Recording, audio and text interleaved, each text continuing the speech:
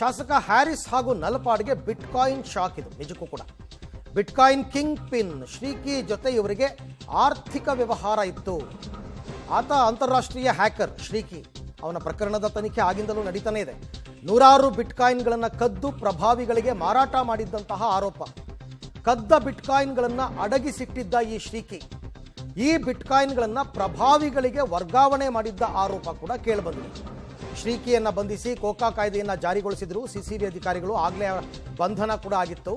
So ಏನು ಅಂತಂದರೆ ಶ್ರೀಕಿ ನಡೆಸ್ತಾ ಇದ್ದಂತಹ ಅವ್ಯವಹಾರದಲ್ಲಿ ನಲಪಾಡ್ ಪಾತ್ರ ಏನು ಅದು ಇವಾಗ ಗೊತ್ತಾಗಬೇಕಾಗಿರ್ತಕ್ಕಂಥದ್ದು. ಆತ ಅಂತಾರಾಷ್ಟ್ರೀಯ ಹ್ಯಾಕರ್. ಬಿಟ್ಕಾಯಿನ್ಗಳನ್ನು ಕದೀತಾ ಇದ್ದ ಬೇರೆಯವರದ್ದು, ಅದನ್ನು ಪ್ರಭಾವಿಗಳಿಗೆ ಮಾರಾಟ ಮಾಡ್ತಾ ಇದ್ದ. ಇದೆಲ್ಲವೂ ಓಕೆ, ಬಟ್ ಈ ವ್ಯವಹಾರದಲ್ಲಿ ನಲಪಾಡ್ ಪಾತ್ರ ಏನು ಅದನ್ನು ಆ ನಲಪಾಡ್ ಹೆಸರು ಕೇಳಿ ಬಂದಿತ್ತು. 4.5 ಕೋಟಿ ಬಿಸ್ನೆಸ್ ಮಾಡಿದ್ದಾರೆ ಅಂತ. ಈ ಬಗ್ಗೆ ಮತ್ತಷ್ಟು ಮಾಹಿತಿ ನನ್ನ ಕೊಲೀಗ್ ನಾಗೇಶ್ ಅವರಿಂದ ಪಡ್ಕೊಳ್ಳೋಣ. ನಾಗೇಶ್, ಈಗ ಶ್ರೀಕಿ ವಿಚಾರದಲ್ಲಿ ಇಡಿ ಅವರು ಮತ್ತು ಸಿಸಿಬಿ ಅವರು ತನಿಖೆಯನ್ನು ಮಾಡಿದ್ದಾರೆ. ಆತ ಮಾಡ್ತಾ ಇದ್ದ ದೋಖಾ ಕೆಲಸ ಏನು ಅಂತ ಎಲ್ಲ ಗೊತ್ತಾಗಿದೆ. ಬಟ್ ಅದರಲ್ಲಿ ನಲಪಾಡ್ ಪಾತ್ರ ಏನು ಅಂತಕ್ಕಂಥದ್ದು ಕನ್ಫರ್ಮ್ ಆಗಿದೆಯಾ ಅಂತ?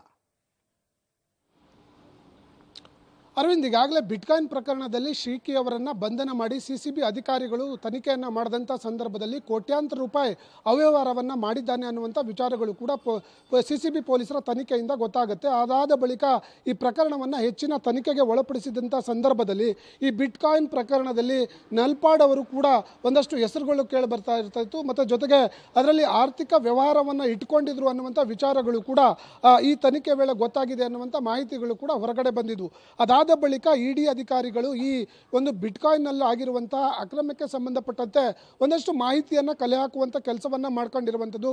ಕಳೆದ 6 ವರ್ಷಗಳಿಂದ ಈ ಬಿಟ್ಕಾಯಿನ್ನಲ್ಲಿ ಆಗಿರುವಂಥ ಅವ್ಯವಹಾರದ ಬಗ್ಗೆ ಮಾಹಿತಿಯನ್ನು ಕಲೆ ಹಾಕಿರುವಂಥ ಇಡಿ ಅಧಿಕಾರಿಗಳು ಇವತ್ತು ಒಂದಷ್ಟು ಈ ಒಂದು ಪ್ರಕರಣದಲ್ಲಿ ನಲ್ಪಾಡ್ ಅವರ ಪಾತ್ರ ಏನಿದೆ ಅನ್ನುವಂಥದ್ದನ್ನು ಕೂಲಂಕುಷವಾಗಿ ಪರಿಶೀಲನೆ ಮಾಡಿ ಅದಕ್ಕೆ ಬೇಕಾದಂಥ ಒಂದಷ್ಟು ದಾಖಲೆಗಳನ್ನು ಕಲೆ ಹಾಕುವಂಥ ಕೆಲಸವನ್ನು ಇಡಿ ಅಧಿಕಾರಿಗಳು ಮಾಡ್ಕೊಂಡಿರುವಂಥದ್ದು. ಅದಾದ ಬಳಿಕ ಇವತ್ತು ಏಕಕಾಲದಲ್ಲಿ ಸುಮಾರು ಅಶೋಕ್ ನಗರ ಮನೆ ಸೇರಿದಂತೆ 17 ಕಡೆ ದಾಳಿಯನ್ನು ಮಾಡಿ ಒಂದಷ್ಟು ದಾಖಲೆ ಪತ್ರಗಳನ್ನು ಪರಿಶೀಲನೆ ಮಾಡುವಂಥ ಕೆಲಸವನ್ನು ಮಾಡ್ತಾ ಇರುವಂಥದ್ದು. ಜೊತೆಗೆ ಈಗಾಗಲೇ ಈ ಒಂದು ಪ್ರಕರಣದಲ್ಲಿ ಅವರ ಪಾತ್ರ ಏನಿದೆ ಅನ್ನುವಂಥದ್ದನ್ನು ಪತ್ತೆ ಹಚ್ಚುವಂಥ ನಿಟ್ಟಿನಲ್ಲಿ ಇಡಿ ಅಧಿಕಾರಿಗಳು ಅವರನ್ನು ತನಿಖೆಗೆ ಒಳಪಡಿಸಿ ಅವರಿಂದನೂ ಕೂಡ ಮಾಹಿತಿಯನ್ನು ಕಲೆ ಹಾಕುವಂಥ ಕೆಲಸಕ್ಕೆ ಮುಂದಾಗಿದ್ದಾರೆ ಅನ್ನುವಂಥ ವಿಚಾರಗಳು ಕೂಡ ಈಗ ಸದ್ಯಕ್ಕೆ ಗೊತ್ತಾಗ್ತಿರುವಂಥದ್ದು. ಅರವಿಂದ್.